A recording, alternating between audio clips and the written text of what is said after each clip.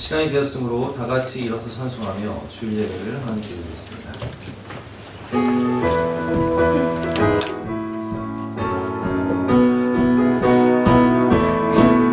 변찬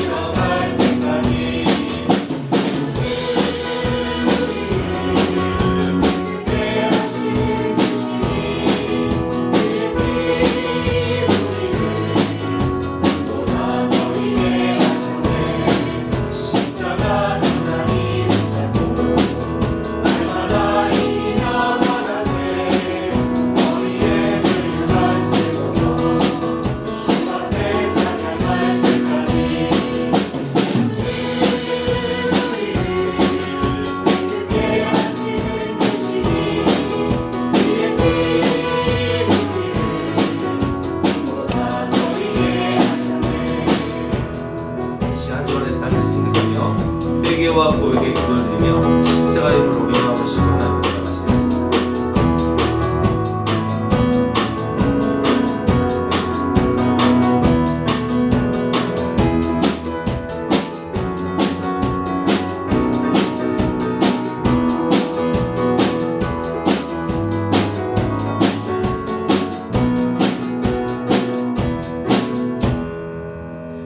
하나님 감사합니다. 죄인 중에 괴수와 같던 우리들을 예수님의 보혈의 피값으로 속량하시사 하나님의 자녀 삼아주셔서 오늘도 하나님의 임재와 영광 앞에 나와 신령과 진정으로 예배드릴 수 있는 특권과 은혜를 주시니 진심으로 감사드립니다.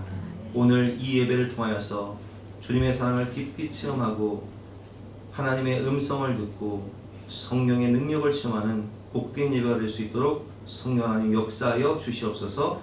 감사드리며 예수 그리스도 이름으로 기도드렸사옵나이다. 영원하신 성령으로 말미암아 흠없는 자기를 하나님께 드린 그리스도의 피가 어찌 너희 양심을 죽은 행실에서 깨끗하게 하고 살아계신 하나님을 섬기게 하지 못하겠느냐. 그러므로 주 예수 그리스도 안에 있는 자에게는 결코 정죄함이 없느니라. 아멘. 사죄를 확신하며 다같이 사도신경으로 우리 신앙을 고백하시겠습니다. 나는 전능하신 아버지 하나님 천지의 창조주를 믿습니다. 나는 그의 유일하신 아들 우리 주 예수 그리스도를 믿습니다. 그는 성령으로 잉태되어 동정녀 마리아에게서 나시고 본디오 빌라도에게 고난을 받아 십자가에 못 박혀 죽으시고 장사인 지 사흘 만에 죽은 자 가운데서 다시 살아나셨으며 하늘에 오르시어 전능하신 아버지 하나님 우편에 앉아 계시다가 거기로부터 살아있는 자와 죽은 자를 심판하러 오십니다. 나는 성령을 믿으며 거룩한 공교회와 성도의 교제와 죄를 용서하는 것과 몸의 부활과 영생을 믿습니다. 아멘. 다 같이 앉으셔서 함께 찬송하시겠습니다.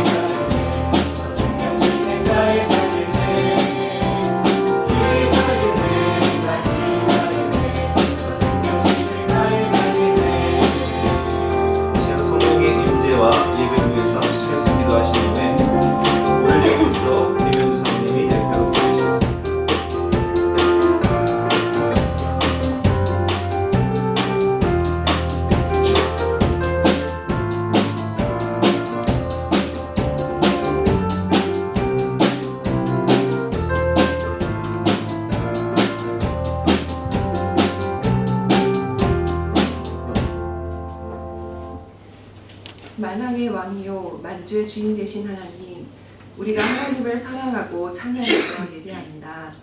찬양받기 합당하신 주님께 예배드리고자 원근 각지에서 찾아온 사랑하는 주의 권속들을 기억하여 주시고 하늘의 신령한 은혜를 내려주세요. 이 시간 온 마음과 정성을 다해 예배드립니다. 심령이 가난함으로 주님 앞에 섭니다. 심령이 가난한 자는 하나님을 본다고 하셨습니다. 우리의 심령에 세상의 것으로 가득 채워져 부자의 심령이 되지 않게 하시고 항상 예수님의 마음으로 가득 채워지게 하여 주세요. 예수 생명의 복음이 우리 안에 충만하여 예수 생명의 능력으로 세상과 죄를 이기며 예수 생명의 능력으로 영혼을 구원하며 살아가게 하여 주세요. 이번 주일은 특별히 설 명절을 맞이하는 주간입니다. 오고 가는 여정 속에 성령님께서 안전하게 지켜주시고 보호하여 주세요. 몸으로 입술로 죄를 짓지 않게 하시어 온 가족이 주님 안에서 화평한 시간이 되게 하셔서 하나님의 은혜가 충만한 시간이 되게 하여 주시고 우리의 섬김과 사랑의 수고를 통해 믿지 않은 친척들의 가정에 복음이 들어가는 계기가 되게 하시고 구원의 역사가 일어나는 복된 명절이 되게 하여 주세요. 하나님, 새롭게 다짐한 새해가 벌써 첫 달의 넷째 주일을 맞이하고 있습니다. 더 큰 믿음을 갖기 위하여 다짐하면서 노력해 왔지만 한 달이 다 가도록 아직도 제자리를 서성거리고 있습니다. 맡겨주신 직분을 잘 감당하는 성도, 교회와 주님께 헌신하는 삶을 살아가는 성도들 될 수 있도록 인도하여 주세요. 새해 들어 힘들고 어려운 일들이 우리의 마음을 짓누르지만 신앙으로 이겨낼 수 있도록 하여 주세요. 하나님은 섭리 가운데 인생의 걸음을 정하시며 기뻐하시는 줄 믿습니다. 범사에 감사의 마음을 주시고 하나님께 소망을 두고 담대한 믿음으로 살아가게 하여 주세요.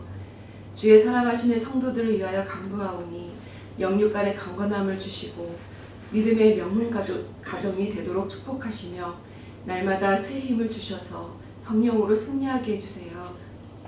특별히 노년의 신앙생활을 감당하시는 성도들 위하여 간구합니다. 기도의 어머니로 교회와 후손들을 위해 기도할 때에 그 기도대로 응답하여 주세요. 이 시간 살아계신 하나님의 말씀을 듣습니다. 내 힘으로 극복할 수 없는 장애물도 하나님이 함께 하시면 불가능을 가능하게 하시며 넘어갈 힘을 주심을 기억하며 말씀으로 우리 인생을 인도하시는 하나님께 아멘으로 순종하는 저희를 되게 하여 주세요. 복음의 말씀으로 영혼의 충만한 은혜가 넘치는 시간이 되게 하여 주세요. 기도 제목을 가지고 나온 성도들의 기도를 하나님이 들으시고 응답해 주셔서 축복받는 시간이 되게 하여 주세요. 예배를 인도하시는 목사님을 성령으로 세워주시고 말씀을 선포하실 때 예배에 참여한 모든 자들이 한결같이 주의 음성을 들을 수 있는 시간이 되게 하여 주세요. 오늘의 말씀을 통해 은혜 받고 세상에서 승리하는 한 주간이 되도록 도와주실 것을 믿고 감사드리며 거룩하신 예수님의 이름으로 기도드렸습니다. 아멘.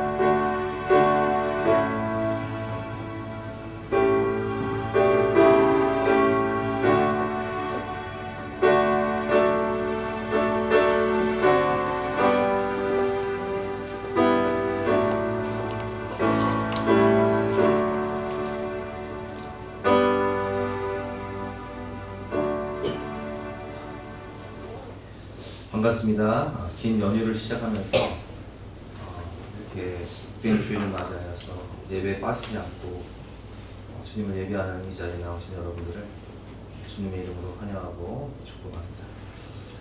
광고 말씀드리겠습니다. 명절 기간 예배를 안내해드리는데요. 설 명절 기간 동안 새벽 예배는 내일만 드리고 화요일부터 금요일까지는 집에서 각자 개인 기도로 드리겠습니다. 수요예배는 설 당일이기 때문에 가정예배 순서지를 준비해 놨으니까 가정에서 가정예배로 드리시기를 바랍니다. 청소년 부르심 캠프 2월 10일부터 10일까지 있습니다. 그리고 필리핀 비전 트립이 2월 17일부터 22일까지 있는데 여러분 기도해 주셔서 은혜로운 캠프와 또 단기 선교가 될 수 있도록 기도해 주시기 바랍니다. 2월 예배위원 및 봉사 안내 게시판 참조해 주시고요. 2부 예배 후에 맛있는 점심 식사를 준비했으니까 꼭 식사하고 가시길 바랍니다. 오늘 우리에게 주신 하나님 말씀은 구약성경 여호수아 5장 1절부터 12절까지 말씀인데요. 구약성경 325면입니다. 여호수아 5장 1절부터 12절까지 말씀, 우리 영상을 통해서 함께 기도하겠습니다. 제5장.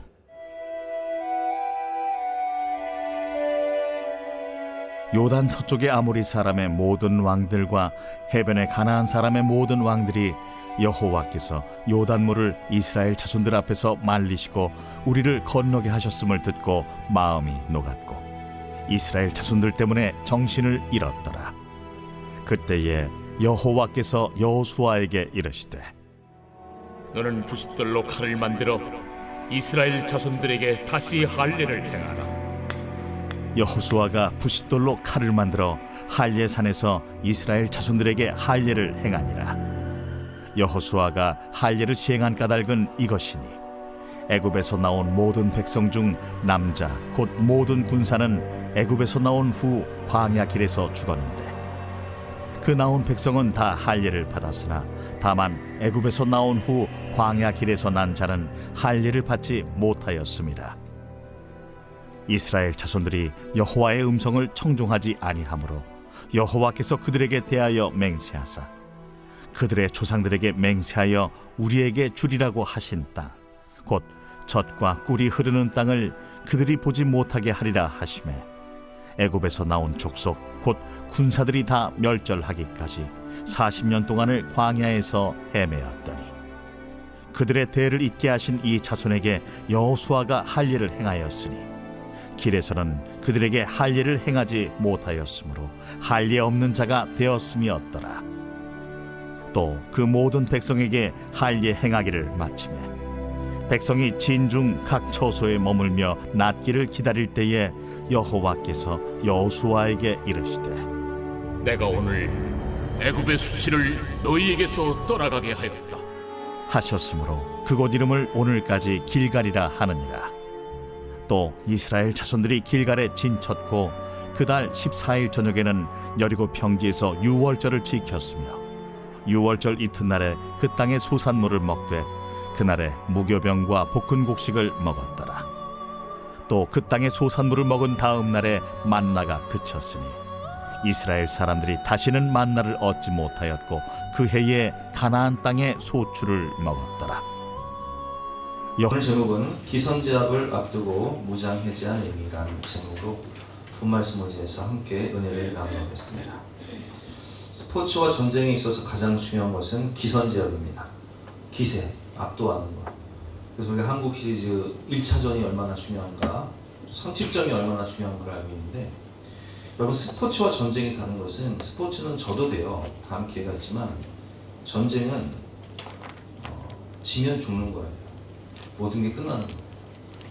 그래서 우리가 북한과 대치하고 있는 상황 가운데서도 이 기선제압이 얼마나 중요한지 우리가 인공위성을 가지고 24시간 북한을 아주 정밀 감찰을 하고 있는 거예요. 왜냐하면 전쟁 징후가 나타난다 싶으면 우리가 먼저 로켓을 발사하고 또 초토화시켜야 되니까. 적국도 마찬가지죠. 여러분 지금 목숨 건 전쟁을 하고 있습니다. 그런데 우리가 지난주 말씀을 통해서 배웠지만 하나님께서 하나님의 능력으로 요단강을 멈추게 하셨어요. 그래서 지사장들이 믿음으로 언약궤를 메고 발을 디딜 때 요단강이 멈추고 200만 명이 넘는 이스라엘 백성들은 요단강을 건넜단 말이에요. 이 사건으로 인해서 기세가 이스라엘 백성들에게 기세가 막 올라간 거예요. 그리고 적국은 지금 기세가 완전히 무너져서 오늘 본문 1절 말씀 보면 마음이 녹았더라라는 말씀이 있는데 우리 1절 말씀 같이 한번 읽어보겠습니다. 시작. 요단 서쪽의 아모리 사람의 모든 왕들과 해변의 가나안 사람의 모든 왕들이 여호와께서 요단물을 이스라엘 자손들 앞에서 말리시고 우리를 건너게 하셨음을 듣고 마음이 녹았고 이스라엘 자손들 때문에 정신을 잃었더라. 아멘. 자, 이제 전쟁의 기세는 누구에게 왔어요? 이스라엘 백성들에게 온 거예요.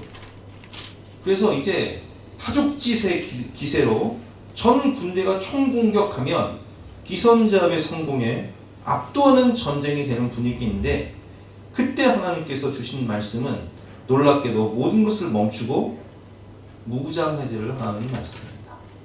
2절과 3절 말씀 제가 한번 읽어보겠습니다. 그때 여호와께서 여호수아에게 이르시되 너는 부싯돌로 칼을 만들어 이스라엘 자손들에게 다시 할례를 행하라 하시매 여호수아가 부싯돌로 칼을 만들어 할례산에서 이스라엘 자손들에게 할례를 행하니라. 아멘. 하나님이 모든 걸 멈추고 뭘 하라고 명령하시죠? 할례를 행해라. 근데 할례가 무엇입니까? 우리가 너무 잘 알듯이 요즘으로 말하면 포경수술이에요. 그러면 할례가 왜 무장해제가 됩니까?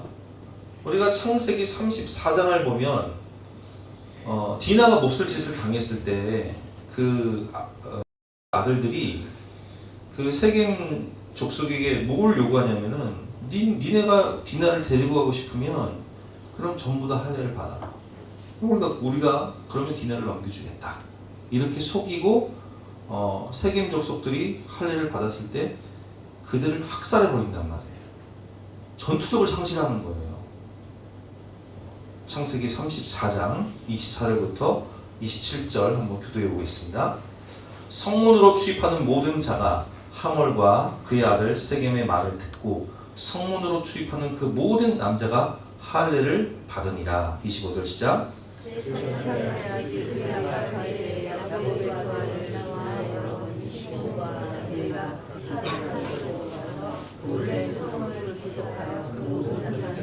자 보세요.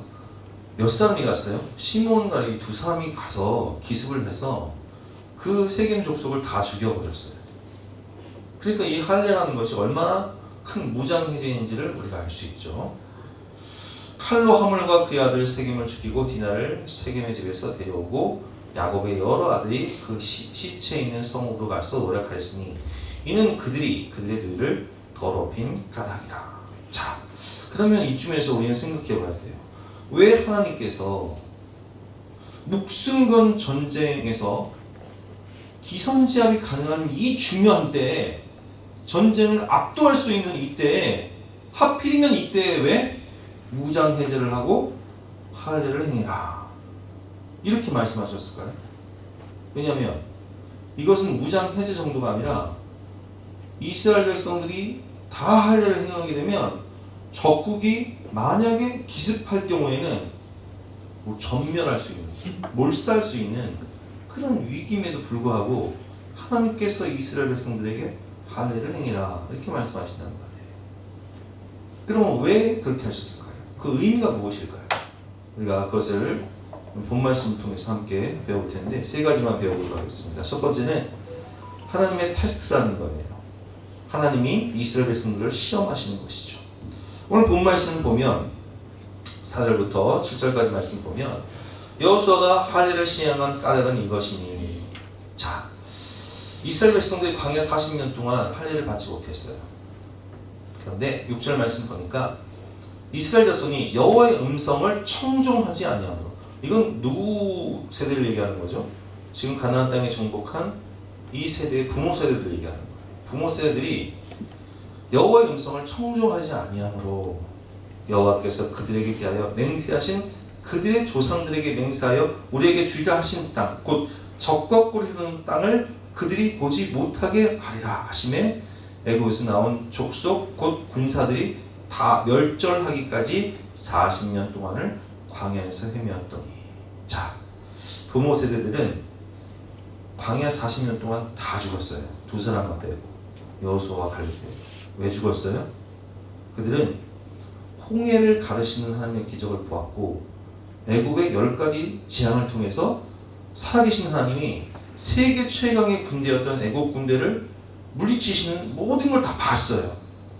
그리고 광야에서 구름 기둥과 불 기둥의 인도하심을 받고 만나와 메추라기를 먹으면서도 하나님의 능력을 무시하고 가데스 바네아에서 12정탐꾼이 정탐하고 악평할 때 그들은 어떻게 했어요? 하나님 없는 것처럼 하나님 무시하며 한 장관을 세워 애굽으로 돌아가자, 모세와 아론을 돌로 쳐 죽여버리자 했단 말이에요. 그러니까 이 부모 세대들이 가나안 땅에 들어가지 못하고 광야에서 다 죽은 이유가 뭐예요? 불신앙 때문에, 불순종 때문이에요. 한마디로 시험에서 탈락해버린 거예요. 점수가 안 돼서 탈락해버린 거예요. 자, 그래서 하나님께서 지금 그 다음 세대인 자손들의 세대에 하나님 지금 뭐 하시는 거냐? 그럼 너희들은 어떤가? 한번 너희 믿음을 한번 시험해보자. 이렇게 시험하시는 거예요. 그래서 할례를 행하라고 말씀을 하시는 거죠.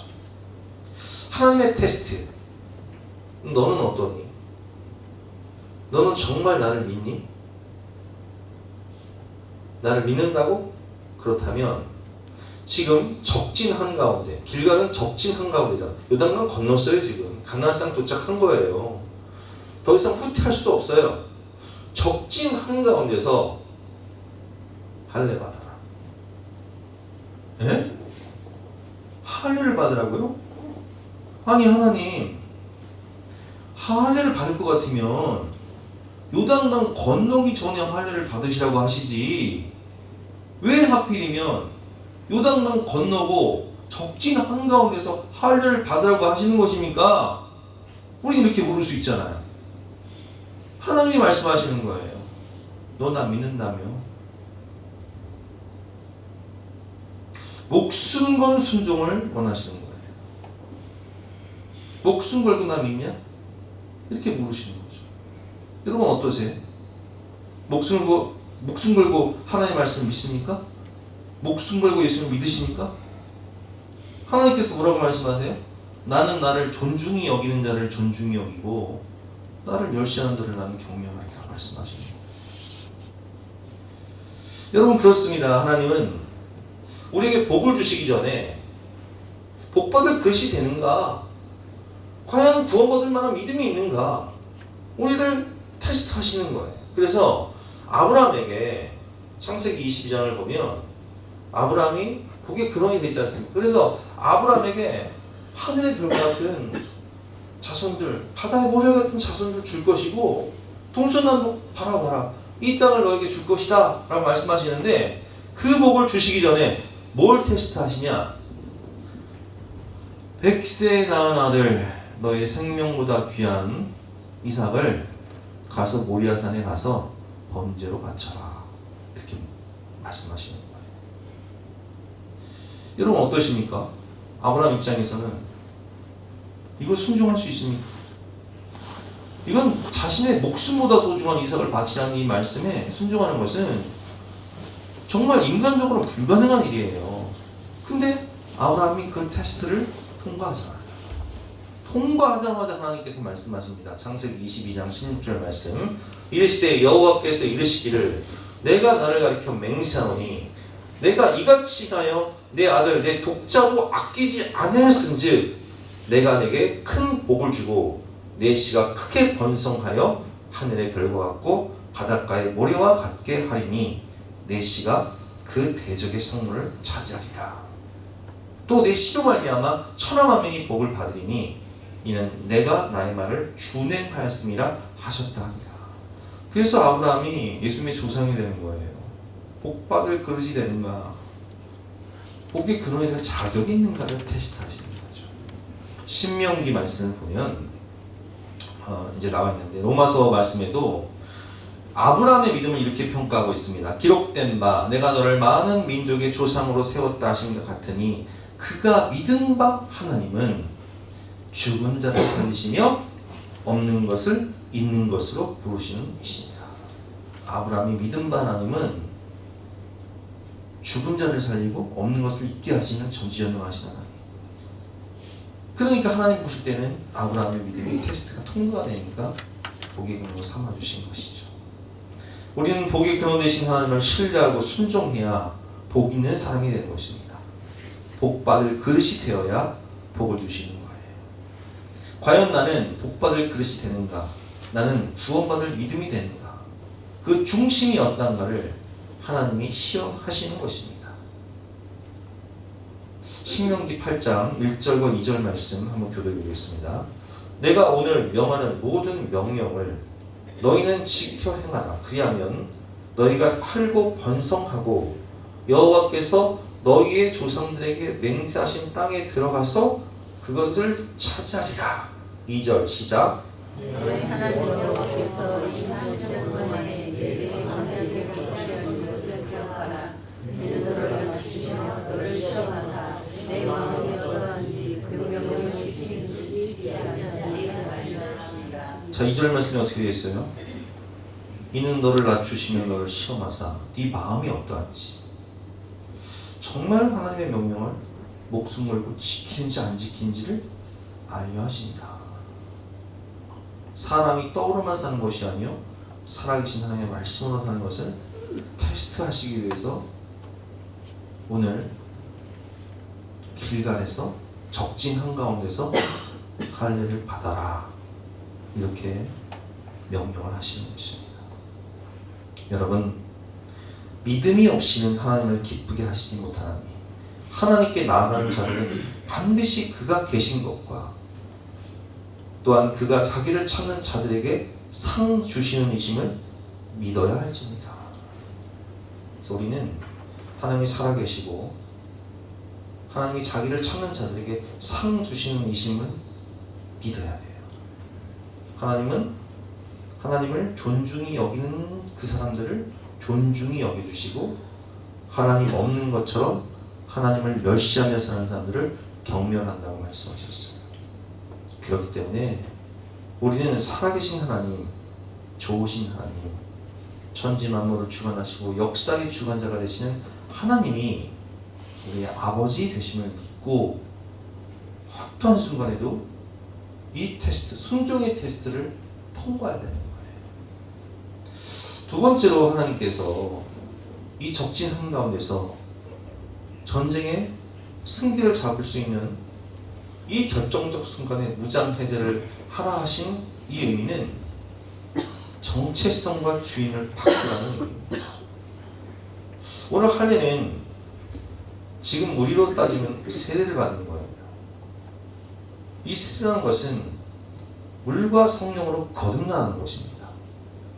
물과 성령으로 거듭나야 천국에 들어갈 수 있고 나의 옛사람은 십자가에 못 박히고 예수로 살아갈 때 우리는 거듭남과 중생을 경험할 수 있는 것입니다.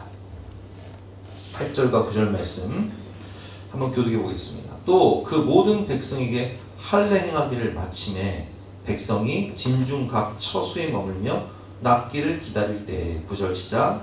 여호와께서 여호수아에게 이르시되 내가 오늘 그 수치를 너희에게서 떠나가게 하였다. 애굽의 수치를 너희에게서 떠나가게 하셨다.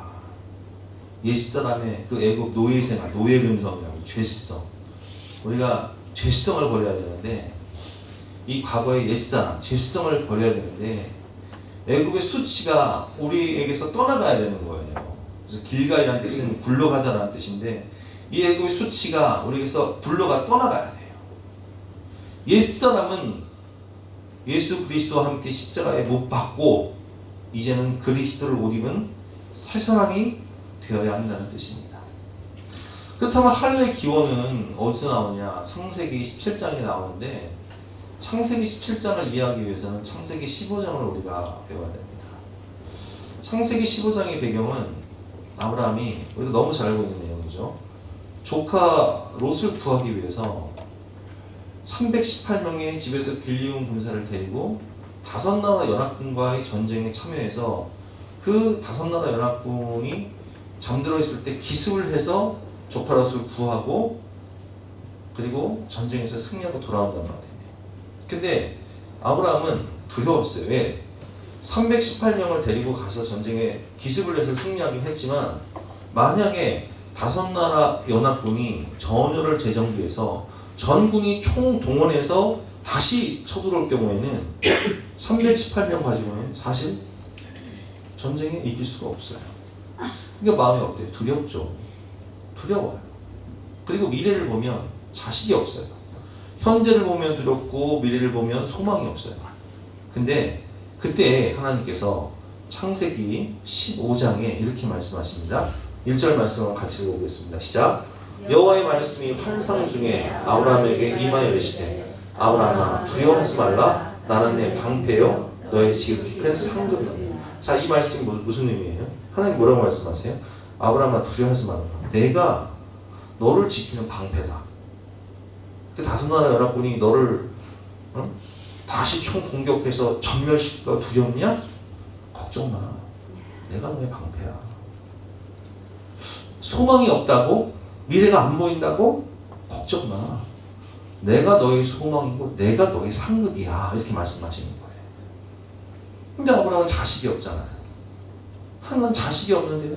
그래서 지금 엘리에셀 이 종에게 지금 내 전 재산을 물려줄 판입니다.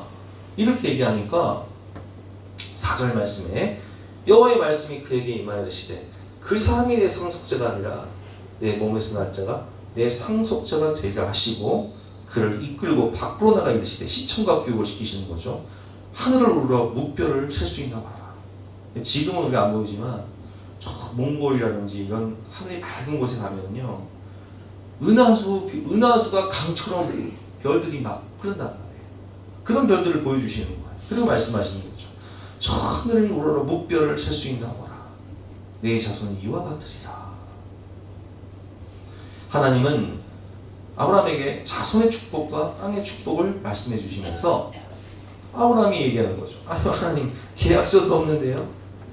아니 뭐 헛방 아닙니까? 계약서도 없는데요. 아 집을 계약했으면 계약서 공증을 받아야죠. 그렇잖아요. 법무사 가서 땅 문서를 받아야 되잖아요. 우리가 계약서가 없는데요. 하나님 말씀하십니다. 계약서 써줄게 가져와라. 또 그에게 이르시되 나는 이 땅을 내게 주어 소유를 삼게 하려고 너를 갈대인의 우르에서 이끌어낸 여호와니라. 그가 이르되 주 여호와여 내가 이 땅을 소유로 받을 것을 무엇으로 알리까? 계약서가 없는데. 그래서 하나님이 계약서를 쓰라고 갖고 오라고 하시는 거죠. 9절과 10절 말씀에 보면 이제 여호와께서 그에게 이르시되 나를 위하여 3년 된 암소와 3년 된 암염소와 3년 된 순양과 산비둘기와 집비둘기 새끼를 가져올지니라. 아브라함이 그 모든 것을 가져다가 그 중간을 쪼개고 그 쪼갠 것을 마주 대하였고 그 새는 쪼개지 아니하였으며. 이게 무슨 뜻이냐면 고대의 계약을 할 때는 이런 재물을 가져와서 그 중간을 쪼개요. 그리고 그 쪼갠 재물 사이로 두 사람이 손을 붙잡고 가면서 어떤 계약을 하냐. 이건 목숨공 계약이니까 만약에 당신이 이 계약을 어길 경우에는 이 소나 양이나 염소를 둘러 쪼갠 것처럼 당신을 쪼개도 할 말이 없는 겁니다. 이런 계약이에요. 그 어떤 계약이에요? 목숨공 계약이에요. 근데 계약 당사자 둘이 손을 붙잡고 가야 되잖아요. 그렇죠? 근데 이 계약서를 보면 자 이렇게 쪼갠 고기 사이로 하나님 홀로 지나가세요. 성령의 불만 지나가세요. 자 말씀 시작. 해가 져서 어두울 때 연기 나는 화로가 보이며 타는 횃불이 쪼갠 고기 사이로 지나더라. 그러니까 하나님께서 뭐라고 말씀하시는 내 이름을 걸고 내 생명을 걸고 내가 계약해 줄게. 그러면 믿어야 돼요? 안 믿어야 돼요? 믿어야 되죠. 이거 횃불 언약이라고 해요. 하나님의 목숨 건 언약이에요. 그럼 믿어야 되는데 아브라함이 못 믿어. 그래서 창세기 16장을 보면 아브라함이 인간적인 방법으로 기다리지 못하고 하가를 취해서 애굽 여인 하가를 취해서 이스마엘을 낳아버려요. 이 역사의 비극이 시작되는 거예요. 중동 전쟁이 여기서 시작되는 거예요. 창세기 16장 15절 16절 하갈이 아브라함의 아들을 낳음에 아브라함이 하갈을 낳은 그 아들을 이름하여 이스마엘이라 하였더라. 하갈이 아브라함에게 이스마엘을 낳았을 때 아브라함이 86세더라. 몇 살에 이스마엘 낳았다고요? 86세에 이스마엘 낳았습니다. 그리고 하나님이요 너무 내가 너한테 이렇게 불도장을 찍어주고 확실한 목숨과 계약서를 써줬는데도 불구하고 네가 날 못 믿어? 어떻게 그럴 수가 있나? 그래서 13년 동안을 침묵해버렸어요. 그리고 창세기 17장에 보면 13년 만에 아브라함이 99세 때 하나님이 나타나셔서 오래 참고하신 말씀이 뭐냐? 할례를 받고 새 이름을 주세요. 자, 창세기 17장 넘어가서 한번 같이 보겠습니다. 1절 말씀 시작. 아브라함이 99세 때 여호와께서 아브라함에게 나타나 이르시되 나는 전능한 하나님이라 너는 내 앞에서 행하여 완전하다. 야, 너는 날 그렇게 못 믿냐? 나는 전능한 하나님이야. 너는 좀 내 앞에서 행하여 완전하라는 것은 온전한 믿음을 가지라는 거예요. 너는 그거밖에 안 되냐? 그래서 두 가지를 명령하세요. 첫 번째는 네 이름을 아브람이라고 하지 말고 아브라함이라 하고, 두 번째는 할례를 받아라. 새로운, 그러니까 거듭남. 옛사람은 죽어지고, 아브람이라는 옛사람은 죽어지고 아브라함이라는 새사람, 예수 그리스도를 옷 입은 새사람으로 거듭나라 라는 의미로 하나님께서 이름을 변화시켜 주시며 할례를 받으라 말씀하시는 거죠. 5절 말씀 시작. 이제부로는 내 이름을 아브람이라 하지 아니하고 아브라함이라 하리니 이는 내가 너를 여러 민족의 아버지가 되게 합니다. 내가 너를 심히 번성하게 하리니 내가 내게서 민족들이 나게 하며 왕들이 내게로부터 나오리라. 그리고 이제 10절 말씀에 보면 너희 중 남자는 다 할례를 받으라. 이것이 나와 너희와 너희 후손 사이에 지킬 내 언약이니라. 그래서 본문의 할례는 신약의 세례를 의미하고, 세례는 예수님께서 요한복음 3장에 뭐라고 말씀하셨죠? 사람이 거듭나지 않으면 하나님 나라를 볼 수 없다. 물과 성령으로 거듭나야 된다. 거듭나라는 뜻은 중생, born again, 다시 태어나다는 뜻이에요. 나의 옛사람은 십자가에 못 박아 죽고 이제 그리스도를 못 입으면 새 사람이 되어야지만이 우리가 중생에서 천국에 들어갈 수 있다는 거예요. 가나안 땅 들어가기 위해서는 어떻게 해야 돼요? 할례를 받아야 돼요. 세례를 받아야 돼요. 나는 죽고 예수로 살아야 되는 거예요. 자, 그래서 창세기 17장 할례의 시행과 세례를 받고 이름이 변화되죠. 아브람에서 아브라함으로. 이것은 곧 정체성의 변화, 그리고 주인이 바뀐다는 거예요. 주인이 어떻게 바뀝니까? 예수 믿기 전에 누가 주인이었어요? 내가 주인이었죠. 죄가 주인이었어요. 옛사람이 주인이었어요. 근데 예수 믿는다는 것은 내 옛사람을 십자가에 못 박고 이제는 내 안에 누가 주인이에요? 예수님이 주인인 거예요. 내가 그리스도와 함께 십자가에 못 박혔나니 그런즉 이제는 내가 산 것이 아니요 오직 내 안에 그리스도께서 사신 것이라. 이제 내가 육체 가운데 사는 것은 나를 사랑하사 나를 위하여 자기 자신을 버리신 하나님의 아들을 믿는 믿음 안에서 사는 것이니라. 자, 그러면 이렇게 됐을 때 인간적으로 도저히 불가능한 일, 주인이 바뀔 때, 주어가 바뀔 때, 주체가 바뀔 때 인간적으로는 도저히 불가능한 일이 이루어지는 거예요. 100세의 아들을 낳고 여러 민족의 조상이 되고 곱게 근원이 되며 적과 꿀이 흐르는 가나안 땅을 다 주신다는 말씀이 이루어져요. 불가능을 가능하게 하는 성령의 권능은 주인이 바뀔 때, 즉 나는 죽고 예수로 살아갈 때 하나님이 주시는 것이고 하나님이 하시는 것입니다. 그래서 우리에게 믿음이 필요하고 순종이 필요하고 은혜가 필요한 것입니다. 신실하신 하나님의 말씀을 믿고 내 안에 역사하시는, 내 안에 주인이 되시는 예수님이 내 안에서 역사하시면 우리가 이 보배를 질그릇에 가졌으니 이는 심히 큰 능력이 하나님께 있고 우리에게 있지 아니함을 알게 하며 하심이니라. 내게 능력 주시는 자 안에서 내가 모든 걸 할 수 있거든요.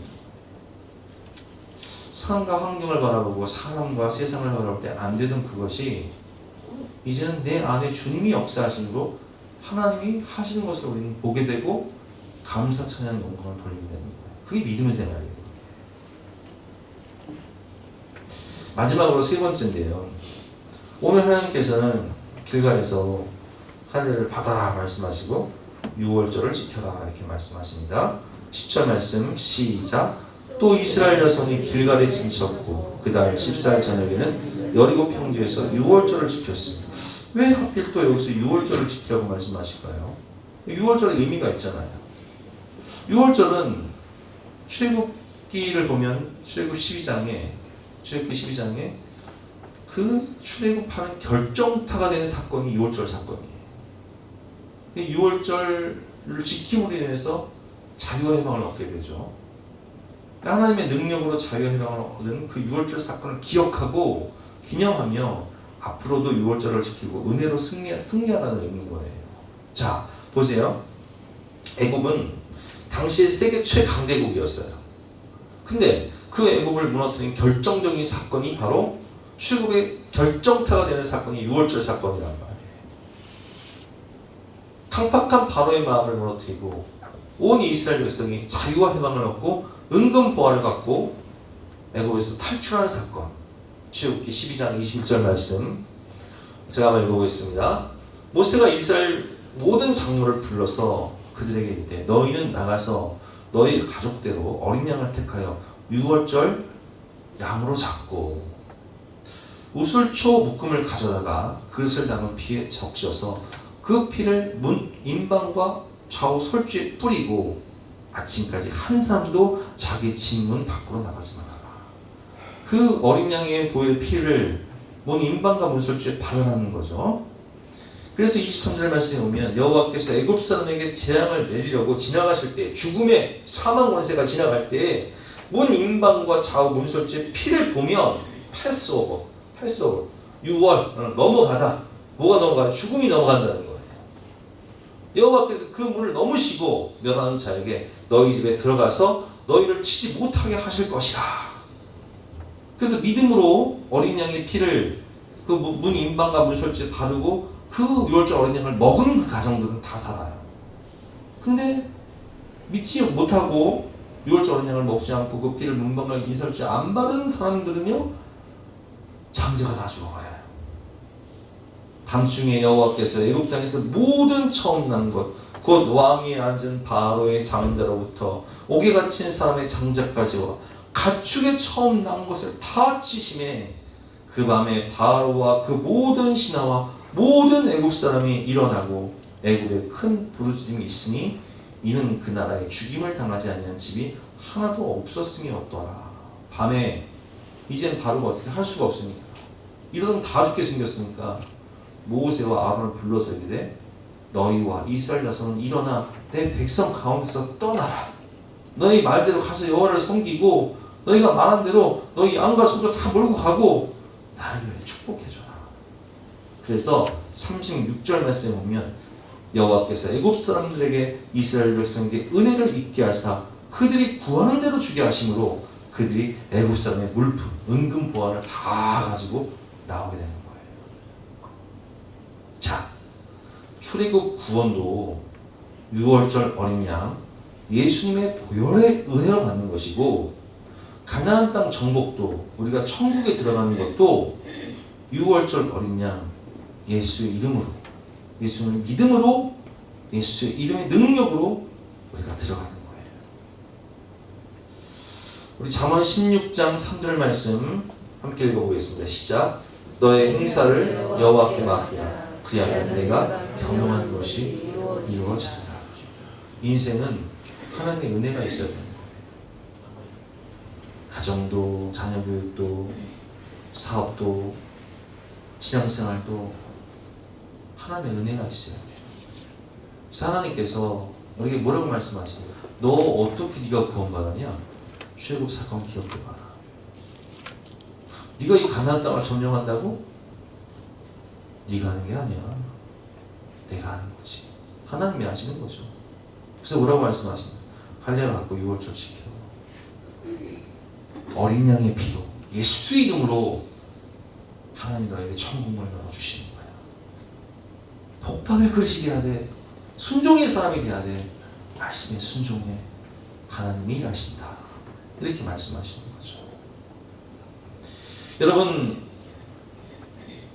종교개혁을 일으킨 루터는요, 우리가 너무 잘 알고 있는 내 주는 강한 성이요라는 찬송가를 작사했습니다. 수많은 사회 위협 속에서 그는 종교개혁을 일으킬 수 있었는데, 그래서 개신교가 탄생할 수 있었는데, 가사를 보면요 이런 가사가 있습니다. 내 힘만 의지할 때는 패할 수밖에 없도다. 힘 있는 장수 나와서 날 대신하여 싸우네. 이 장수 누군가? 주 예수 그리스도 만군의 주로다. 당할 자 누구랴? 반드시 이기리로다. 나를 위해, 나를 대신해 싸우시는 분이 계신데 이 장수 누군가? 주 예수 그리스도 만군의 주로다. 주님이 앞서가시면 반드시 이기는 거예요. 나는 불가능한 일이 하나님이 하실 때는 아무것도 아닌 거예요. 그래서 우리는 나의 힘이 되신 여호와여, 내가 주님을 사랑합니다. 주여, 내가 무엇을 바라리요? 나의 소망은 주님께 있습니다. 이렇게 고백하며 믿음으로 나아가면 주가 일하시는, 신뢰하며 걷는 자에게 주님이 일하시는 것입니다. 예수의 이름은 세상의 소망이요, 예수의 이름은 천국의 기쁨이 되는 것입니다.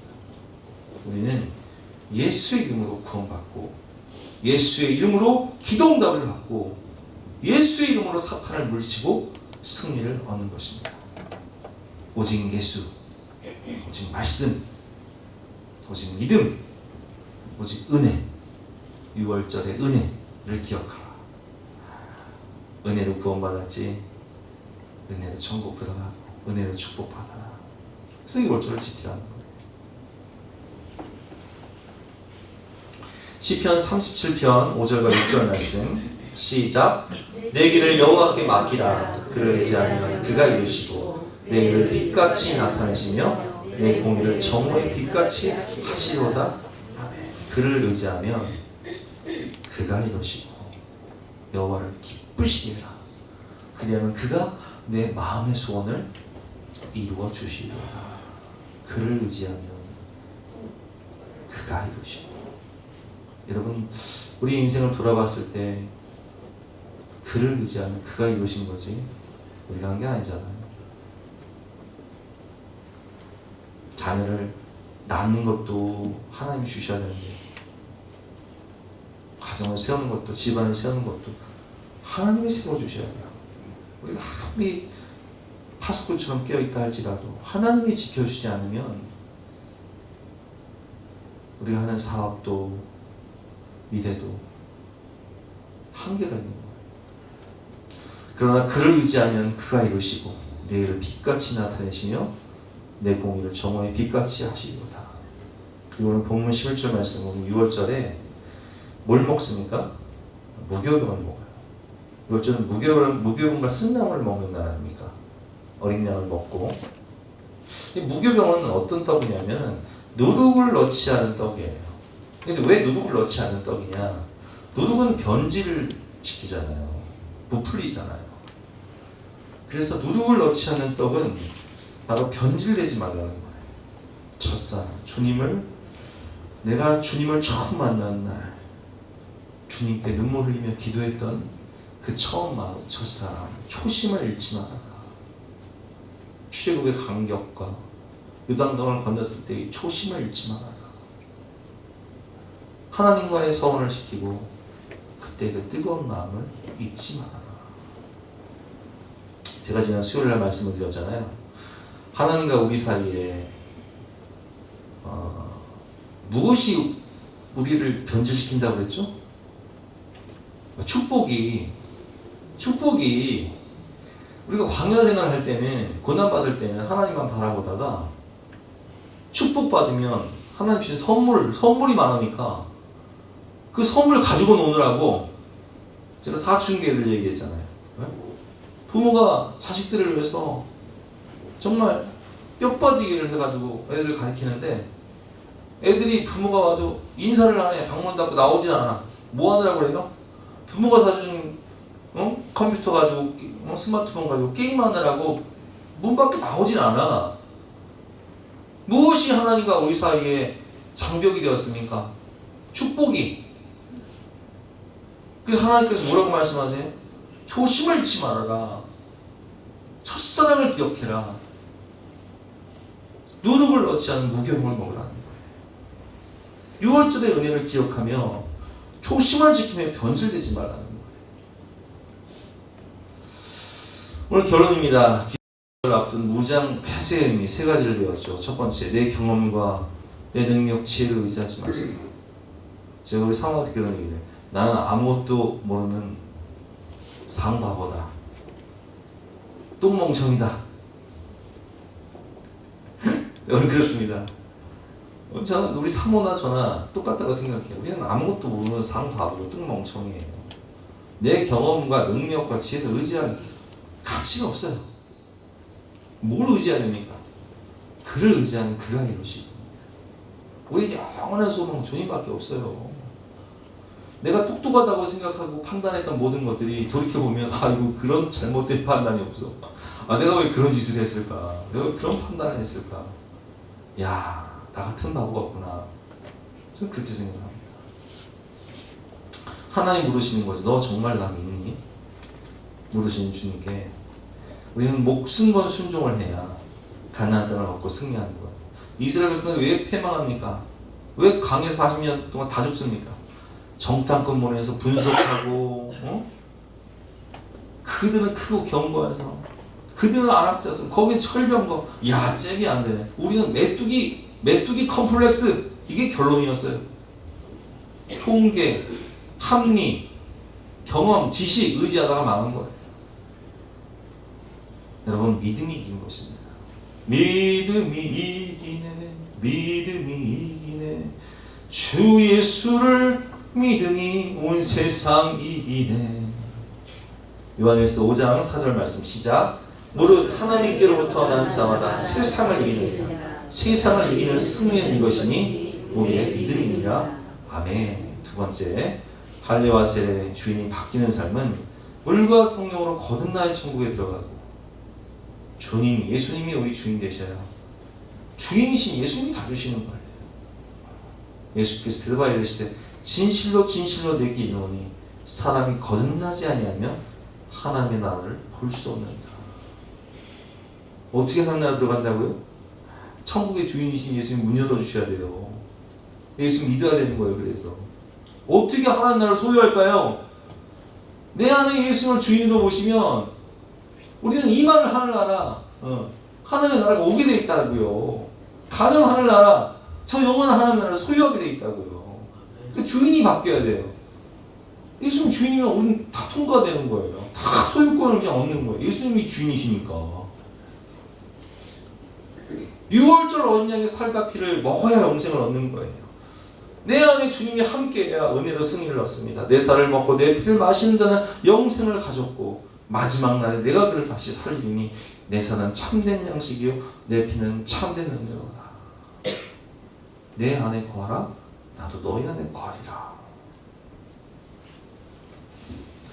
오늘 이 말씀을 생각하면서 믿음으로 승리하시는 저와 여러분 되시길 바랍니다. 우리 함께 주신 말씀 생각하면서 함께 찬송하고 기도하는 시간 갖도록 하겠습니다.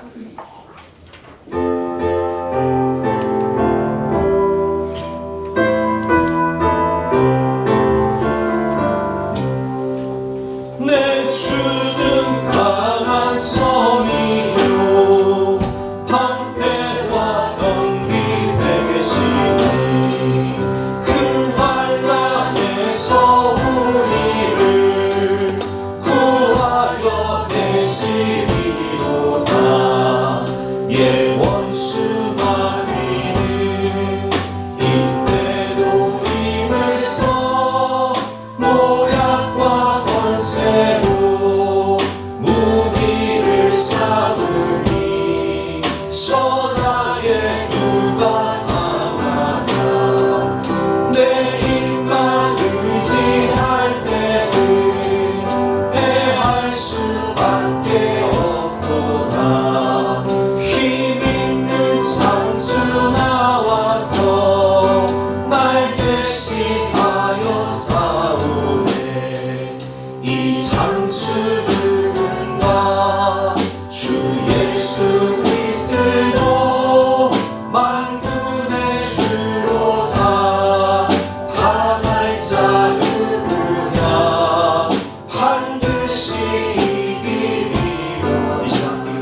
한번 외치고 간절한 마음으로 기도하도록 하시겠습니다.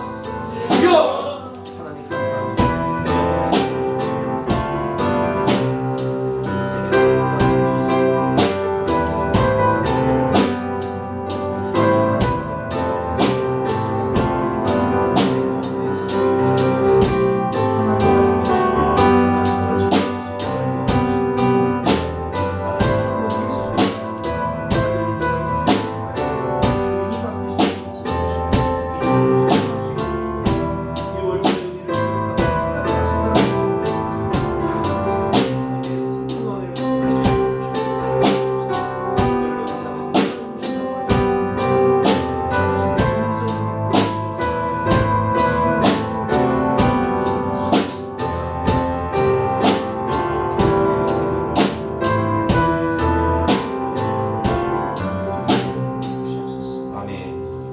지나서 351장 결단 찬송하시겠습니다.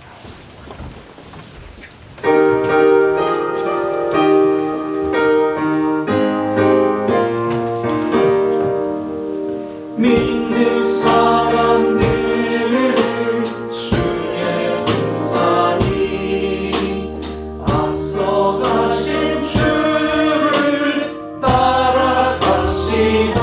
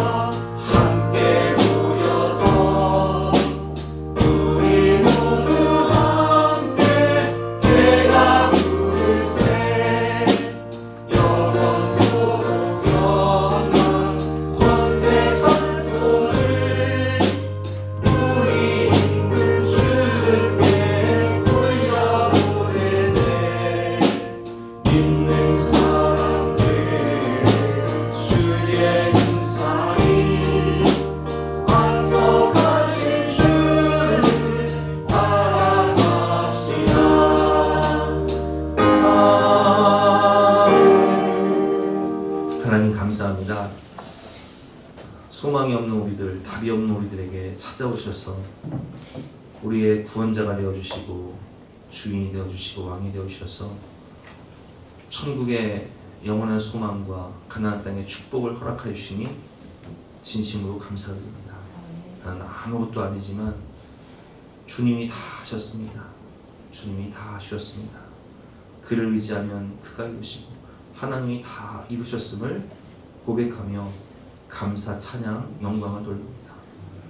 그러게 오늘도 신령과 진정으로 예배를 드리며 우리의 생명과 피가 담긴 귀한 예물을 바치오니 우리가 주님을 위할 때 주님 우리의 가정과 미래를 책임져 주시고 더욱더 큰 은혜와 소망을 넘치도록 부어 주시옵소서. 감사드리며 예수 그리스도 이름으로 기도드렸사옵나이다.